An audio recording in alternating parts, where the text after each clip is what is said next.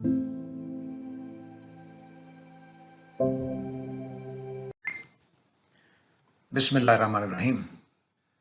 आज हम तरावी पर बात करेंगे और ये इस वजह से नहीं कि रमज़ान आ रहा है, बल्कि इस वजह से कि ये रमज़ान कोरोना लॉकडाउन में आ रहा है। तो मेरी दिलचस्पी इससे ये नहीं है कि मैं कोई फतवा दूं या कोई मसले का हल पेश करूं, बल्कि मेरी दिलचस्पी ये है कि हम इस साल कोरोना की वजह से एहतियात करते हुए उस तरीके की तरावी पढ़ सकते हैं जिस तरीके से नबी करीम सल्लल्लाहु अलैहि वसल्लम ने पढ़ी। तो ये जुमला मैंने सिर्फ इसलिए ओपनिंग के लिए बोला है, लेकिन हकीकत यह है कि नबी करीम सल्लल्लाहु अलैहि वसल्लम ने कभी तरावी नहीं पढ़ी। इसलिए तरावी जिस तरह से आपने पढ़ी का मतलब यह है कि जो नमाज जिस तरीके से आपने पढ़ी उस तरीके से पढ़ने के लिए ये हमारे पास एक बेहतरीन मौका है। तो मैं अपनी इस बात को समझाने के लिए कि नबी करीम सल्लल्लाहु अलैहि वसल्लम ने कभी तरावी नहीं पढ़ी, और अगर उन्होंने जो नमाज पढ़ी जिसको हम तरावी समझ के पढ़ रहे हैं, तो वो जिस तरह से पढ़ी, जिस वक्त में पढ़ी, मैं उसकी वजाहत करूँगा। और ये वजाहत मैं दो पहलुओं से करूँगा, एक कुरान मजीद के पहलू से और एक अहादीस मुबारका के पहलू से। तो आज की नशिस्त में हम कुरान मजीद के पहलू से बात करेंगे। पहली बात ये कि तरावी नाम की कोई नमाज ना कुरान मजीद में है और ना नबी करीम सल्लल्लाहु अलैहि वसल्लम की ज़ुबान मुबारक से इस तरह का कोई नाम सुना गया।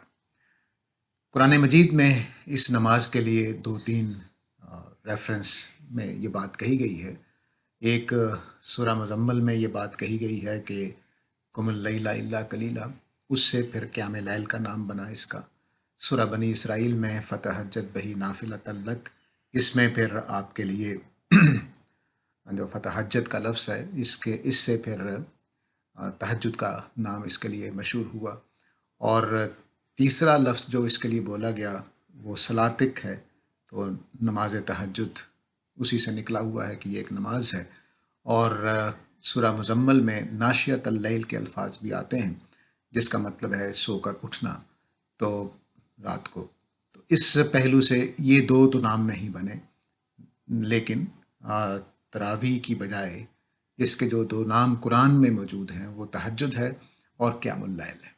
तो क़यामुल लैल भी मशहूर हुआ, तहज्जुद भी मशहूर हुआ, लेकिन हमने जो क़यामुल लैल को जो शक्ल दी हज़रत उमर के बाद रज़ी अल्लाह ताला अन्हु, उसके लिए हमने तरावी का लफ्ज़ बहुत बाद में बोला है। शुरू में तरावी का कोई तसव्वुर मौजूद नहीं था। तो पहले हम कुरान मजीद से आज बात करते हैं कि कुरान मजीद में ये इबादत क्या थी। कुरान मजीद ने ये कहा है सूरह मुज़म्मल में नबी करीम सल्लल्लाहु अलैहि वसल्लम से कि आप रात को उठकर इबादत करेंगे। अब रात का मतलब क्या है? रात तो मगरिब से शुरू हो जाती है और फजर तक रहती है। तो ये नमाज का रात के लिए उठने से मुराद क्या है? इसको सूरह बनी इसराइल से यह लफ्ज़ वाज़ेह होता है, और ख़ुद कुमुल लैल और नाशियतल लैल के जो अल्फाज इस्तेमाल हुए हैं कुरान मजीद में, इनसे ये बात वाज़ेह होती है कि ये दरअसल रात के उस पहर उठना है जिस पहर में सोकर नींद कुछ लेकर फिर उठा जाए, बेदार होकर नमाज पढ़ी जाए। तो ज़ाहिर है कि इशा के बाद नहीं है। अब मैं कुछ वजाहत करता हूँ।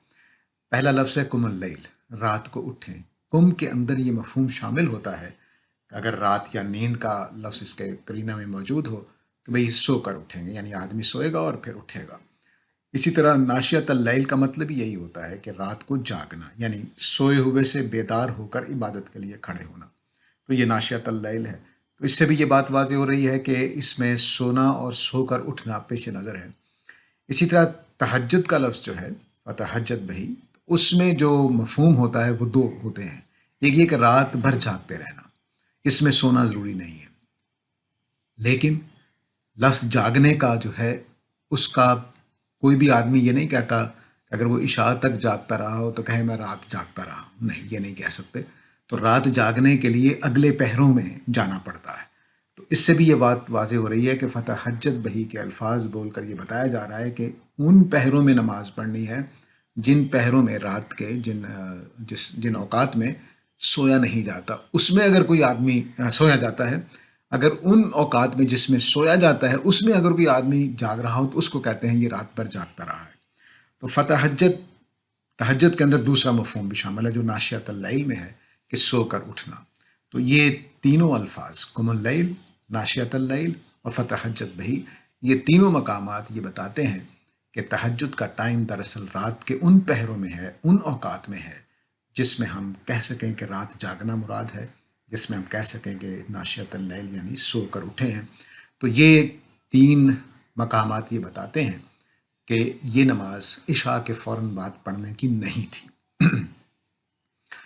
اب یہ جب اس کا وقت متعین ہو گیا قرآن مجید سے کہ یہ دراصل سو کر اٹھ کر اور کافی دیر بعد، جس کو ہم شام کے اول اول جو ٹائم ہے اس میں یہ مراد نہیں ہے، بلکہ یہ بعد کے ٹائم میں مراد ہے۔ تو اب یہ جو ناشیۃ اللیل اور تہجد کا لفظ اور قم اللیل کے جو الفاظ ہیں یہ بتا رہے ہیں کہ یہ ابھی بھی عرب جب قیام اللیل بولتے ہیں تو وہ تہجد ہی کا ٹائم لیتے ہیں، لیکن چونکہ تراویح ہم نے الگ نماز بنا دی جو نبی صلی اللہ علیہ وسلم کے زمانے میں نہیں تھی، اس وجہ سے پھر ہم نے وہ دوسرا تصور اس کے ساتھ جوڑ دیا۔ اگلی بات جو سمجھنے کی ہے وہ یہ کہ جب یہ حکم دیا گیا ہے تو آپ کو یہ فرمایا گیا ہے کہ یا ایھا المزمل قم اللیل الا قلیلا نصفہ او انقص منہ قلیلا او زد علیہ ورتل القرآن ترتیلا۔ اس حکم میں رکعتیں پیش نظر نہیں ہیں، بلکہ آدھی رات، اس سے کم یا اس سے زیادہ جاگنا قرآن کے ساتھ مقصود ہے۔ یعنی اس میں یہ نہیں کہا گیا کہ آپ 2000 رکعتیں پڑھیں یا 11 پڑھیں یا 20 پڑھیں یا 23 پڑھیں، یہ نہیں کہا گیا، بلکہ یہ کہا گیا کہ آپ نے قرآن کے ساتھ جاگنا ہے۔ ٹھیک ہے، تو قرآن کے ساتھ نماز پڑھنی یعنی قرآن پڑھنے کی لمبائی کے ساتھ لمبے عرصے کے لیے قرآن پڑھنا مطلوب ہے، تو اس لیے یہ الفاظ اختیار کیے گئے۔ اردو محاورے میں ہم کہہ سکتے ہیں کم و بیش آدھی رات، تو کم و بیش آدھی رات قرآن پڑھتے ہوئے نماز پڑھنی ہے۔ ورتل القرآن ترتیلا، اس میں یعنی جو اصل مقصود ہے وہ یہ کہ قرآن مجید سمجھ سمجھ کر غور کر کے پڑھا جائے گا، اور یہ ٹائم لمبا ہوگا، آدھی رات یا اس سے کچھ کم یا اس سے زیادہ، یعنی کم و بیش آدھی رات۔ تو کم و بیش آدھی رات کا وقت اس میں مانگا گیا تھا، نہ کہ رکعتیں۔ ہو سکتا ہے کہ ایک ہی رکعت میں آپ کھڑے رہیں تو منشا پورا ہو جائے گا، کیونکہ اس میں رکعتیں پیش نظر نہیں ہیں۔ اور یہ جب بات واضح ہو گئی تو یعنی دو باتیں ہم نے ابھی تک سمجھی ہیں۔ ایک یہ کہ قرآن یہ چاہتا ہے کہ یہ رات کے پچھلے پہر میں پڑھی جائے، سو کر اٹھ کر پڑھی جائے، اور دوسرا قرآن یہ چاہ رہا ہے کہ اس میں قرآن ٹھہر ٹھہر کر، سمجھ کر، غور کر کے لمبے ٹائم کے لیے پڑھا جائے۔ اور یہ بھی بات واضح ہے کہ یہ ہر روز کی نماز ہے، یہ رمضان کے ساتھ خاص نہیں ہے، یعنی 12 مہینے ہر رات کو اللہ تعالیٰ کے رسول کے لیے۔ اب اگلا مسئلہ یہ ہے کہ اس میں جب نماز پڑھنے کا حکم ہوا ہے اور پڑھنے کے لیے جو طریقہ بتایا گیا وہ بھی سمجھ لینا چاہیے۔ خود اس اکیلے آدمی جب نماز پڑھ رہا ہوتا ہے اور رتل القرآن ترتیلا جب ہو رہا ہوتا ہے تو آدمی کی آواز دھیمی ہو جاتی ہے۔ جب وہ غور کرتے ہوئے پڑھ رہا ہوتا ہے تو وہ اس طرح سے بلند آواز سے نہیں پڑھتا جس طرح سے ہمارے قاری دوسروں کو قرآن سنانے کے لیے پڑھتے ہیں، تو اس طرح سے نہیں ہوتا، بلکہ آدمی کی آواز خود بخود دھیمی ہو جاتی ہے۔ چنانچہ یہی وجہ ہے کہ سورہ بنی اسرائیل میں نبی کریم صلی اللہ علیہ وسلم سے یہ کہا گیا ہے کہ ولا تجہر بصلاتک، اپنی نماز کو جہری نماز نہ بنا لو، ولا تخافت بہا، نہ اس کو سری نماز بنا لو کہ بالکل خاموش ہو جاؤ، وابتغی بین ذالک سبیلا، بلکہ درمیانی سا راستہ اختیار کرو۔ یعنی نہ یہ دل میں پڑھنے کی نماز ہے، نہ یہ بہت اونچی جیسے ہم مغرب اور عشاء اور فجر پڑھتے ہیں، بلکہ یہ دھیمے لہجے میں پڑھنے کی نماز ہے۔ تو رتل القرآن ترتیلا اور دھیما لہجہ یہ دونوں ایک ساتھ ہوتے ہیں، یعنی جب غور کر کے سمجھتے ہوئے آدمی پڑھ رہا ہوتا ہے، دوسرے کے سنانا پیش نظر نہیں ہوتا کہ مقتدی شامل ہوں، تو اس وقت جو آواز رکھی جائے گی وہ یہ رکھی جائے گی۔ یہ سورہ بنی اسرائیل کی 110 نمبر آیت ہے جس میں یہ بتایا گیا ہے۔ تو رتل القرآن ترتیلا اور وابتغی بین ذالک سبیلا، یہ دونوں قرآن پہ غور و خوض کے لحاظ سے مقرر کیا ہیں۔ تو اس کا طریقہ یہ ہے کہ تراویح کی طرح یہ اونچا نہیں سنایا جاتا جس طرح ہم تراویح پڑھتے ہیں، بلکہ یہ دھیمی آواز میں اپنے آپ کو سنانے کے لیے، غور و خوض کے لیے پڑھا جائے گا۔ اب یہ جب ہمیں 3 باتیں واضح ہو گئیں، وقت اس کا کیا ہے، سو کر اٹھ کر پڑھی جائے گی، اصل مطالبہ یہ ہے، یعنی رات کو نیند توڑ کر اٹھا جائے گا، اور پھر یہ کہ یہ ٹھہر ٹھہر کر رتل القرآن ترتیلا اور وابتغی بین ذالک سبیلا، ٹھہر ٹھہر کر غور کرتے ہوئے پڑھا جائے گا، اور پڑھتے ہوئے آواز دھیمی رکھی جائے گی، دوسرے نمازیوں کو سنانا پیش نظر نہیں ہے جو پیچھے اقتداء میں کھڑے ہوتے ہیں۔ اس کے کچھ فائدے بھی بتائے گئے۔ وہ فائدے یہ بتائے گئے ہیں کہ یہ دل جمعی کا باعث ہے۔ دل جمعی کا مطلب یہ ہوتا ہے کہ آپ کو فکر کم لاحق ہے، دل مضبوط ہے، جو بات آپ لے کر کھڑے ہیں میدان میں، دعوت کے میدان میں، تبلیغ کے میدان میں، اس پر آپ کو پورا اطمینان ہے، پورے دل کا سکون ہے، اس کے اوپر دل کا پورا اطمینان ہے، کوئی اس میں یعنی شک شبہ ریب گمان اس طرح کی کوئی چیز نہیں ہوتی، بالکل کلیئرٹی ہوتی ہے، 100% بات واضح ہوتی ہے۔ اور دوسرا فائدہ یہ بتایا گیا کہ اقوام مکیلا، کہ بات کرتے ہوئے جب آدمی اس طرح سے قرآن سے مستحضر رہے گا، ہر روز اس میں سے گزرے گا، تو اس کی بات بہت ٹوک واضح سیدھی نپی تلی اور ریب سے اور کجی سے پاک ہو جائے گی۔ تو یہ اس نماز کے فائدے بتائے گئے ہیں، کیونکہ اس میں رتل القرآن ترتیلا ہے، غور و خوض کے لیے ہے، قرآن میں اترنے کے لیے ہے، قرآن میں ڈوب جانے کے لیے ہے۔ تو یہ نماز اس طرح سے اس کا، اس میں ایک اور پہلو بھی اس نماز کا بتایا گیا ہے کہ وتبتل الیہ تبتیلا، کہ خدا کی طرف رجوع کرنے کا، خدا سے جڑ جانے کا، خدا کی گویا سمجھ لیجئے کہ اس کے گود میں، اس کے کمبل میں چھپ جانے کا نام ہے یہ وتبتل الیہ تبتیلا۔ اس نماز کا تیسرا بڑا فائدہ یہ ہے، پہلا یہ کہ یہ زبان میں قوت بیان پیدا کرتی ہے، رسوخ پیدا کرتی ہے۔ دوسرا یہ کہ دل کا اطمینان اور اپنی بات پر دل جمی پیدا ہوتی ہے۔ اور تیسرا یہ کہ یہ دنیا سے کٹ کر خدا سے جڑ جانے کا، وتبتل الیہ تبتیلا کا مفہوم پیدا، اس میں ثمرہ اس کا یہ ہے کہ آدمی خدا کے ساتھ قریب ہو جاتا ہے۔ تو یہ تہجد کا یہ تین بڑے فائدے تھے، اور ساتھ یہ کہ یہ اللہ کی عبادت ہے، شکر گزاری ہے۔ اب یہ جو ہمارے سامنے قرآن سے جو باتیں ہمیں معلوم ہوئیں، اس کا وقت معلوم ہو گیا، اس کا پڑھنا کیسے ہے، پڑھنی کیسے ہے نماز، اس میں قرآن مجید کا کتنا عمل دخل ہے، تو اور اونچی آواز رکھنی ہے کہ غور و خوض والی آواز رکھنی ہے، یہ سارا اس میں واضح ہو گیا۔ اگلی بات جو اس سورہ مزمل سے اور سورہ بنی اسرائیل سے واضح ہو رہی ہے، وہ یہ کہ یہ نماز اصل میں نبی کریم صلی اللہ علیہ وسلم پر فرض کی گئی تھی، امتیوں کے اوپر اس کی کوئی ذمہ داری نہیں ڈالی گئی تھی، آپ اکیلے اس کے مکلف تھے۔ یہ یا ایھا المزمل سے بھی بات واضح ہے کہ مزمل دنیا میں اور کوئی نہیں ہے جس کو یہ مزمل کہا گیا۔ تو یا ایھا المزمل قم اللیل، نبی کریم صلی اللہ علیہ وسلم کو کہا گیا کہ اے مزمل آپ اٹھیے رات کو، ٹھیک ہے۔ تو اس سے یہ بات واضح ہو رہی ہے، اس واحد کا صیغہ استعمال کیا گیا ہے، امت کا جمع کا صیغہ استعمال نہیں کیا گیا، تو امت اس میں پہل شامل نہیں تھی۔ یہاں سے پتہ چلتا ہے قم اللیل سے اور یا ایھا المزمل سے۔ پھر سورہ بنی اسرائیل سے پتہ چلتا ہے کہ سورہ بنی اسرائیل میں نبی کریم صلی اللہ علیہ وسلم کو کہا گیا ہے کہ ولا تجہر بصلاتک کا جو بھی ہم نے بات کی، تو ولا تجہر بصلاتک میں صلاتک کا لفظ بولا گیا، یہ آپ کی نماز ہے۔ اور پھر جہاں حکم دیا گیا تہجد کے لفظ کے ساتھ، وہاں بھی جو الفاظ اختیار کیے ہیں قرآن مجید نے، وہ یہ ہے کہ وَمِنَ اللَّيْلِ فَتَہَجَّدْ بِهِ نَافِلَةً لَكَ، یہ آپ کے لیے اضافی نماز ہے، آپ کے لیے اضافی نماز ہے۔ نافلہ جو نفل ہم پڑھتے ہیں اسی سے نکلا ہوا لفظ ہے، تو یہ آپ کے لیے الگ سے ایک اضافی نماز ہے۔ لک کا لفظ واحد کا بول کر کے آپ ایک شخص کے لیے یہ نماز الگ سے اضافی ہے، یہ بتا رہا ہے کہ اس نماز کے مکلف اول صرف نبی کریم صلی اللہ علیہ وسلم تھے۔ تو اب جب نبی کریم صلی اللہ علیہ وسلم تھے اور نبی کریم صلی اللہ علیہ وسلم کو یہ کہا گیا، تو صحابہ اس میں اپنی مرضی سے شامل ہوئے۔ وہ کیسے ہوا؟ لگتا یہ ہے، یعنی یہ فطری سی بات ہے کہ نبی کریم صلی اللہ علیہ وسلم جس قرآن کو لے کر اترے اور اپنے جو صحابہ تھے ان میں جب قرآن نے نیک لوگوں کی یہ بات بتائی کہ نیک لوگ جو ہیں وہ قلیلا ما یہجعون، قلیلا من اللیل ما یہجعون، کہ وہ رات کو تھوڑی دیر کے لیے سوتے ہیں، اور یہ فرمایا کہ وبالاسحار هم یستغفرون، وہ راتوں کو سحری کے وقت اٹھ کر توبہ کرتے ہیں، استغفار کرتے ہیں۔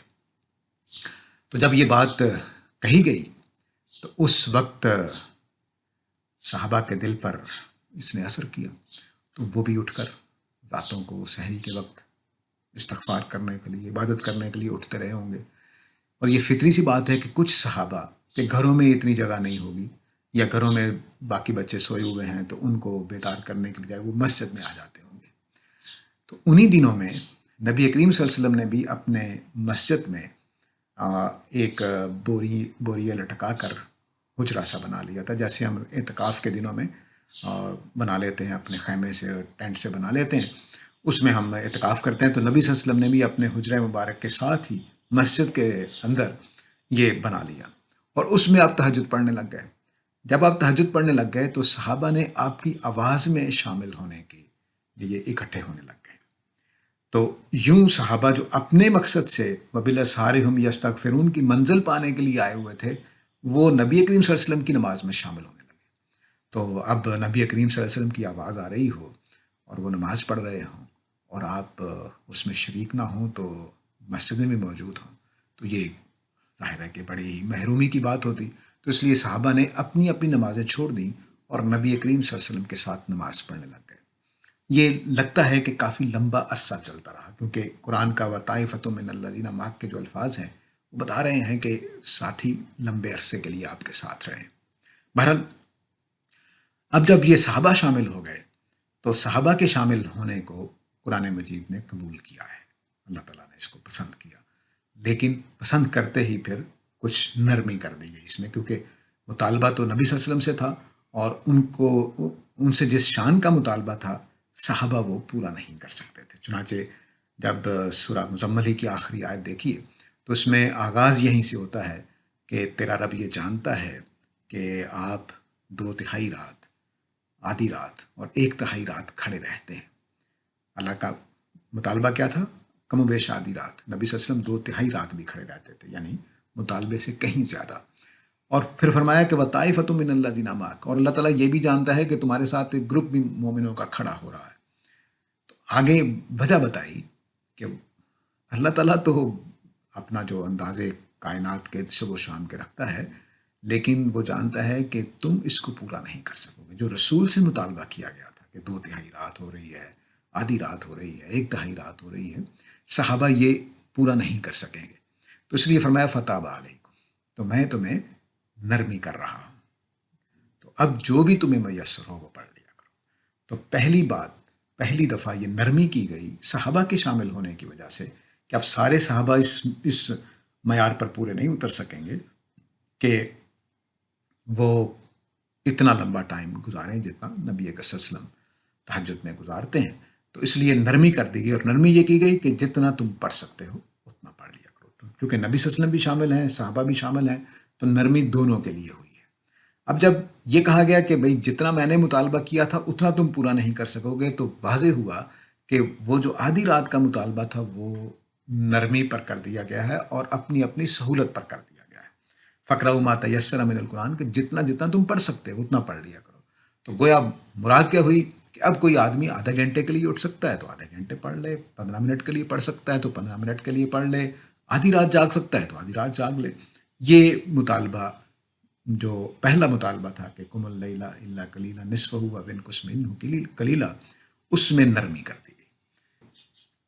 دوسری بات جو اس میں فرمائی گئی ہے وہ یہ ہے کہ مرد، بیماری، سفر، تجارت اور جہاد، یہ تینوں چیزیں بھی اس میں نرمی کا باعث ہے۔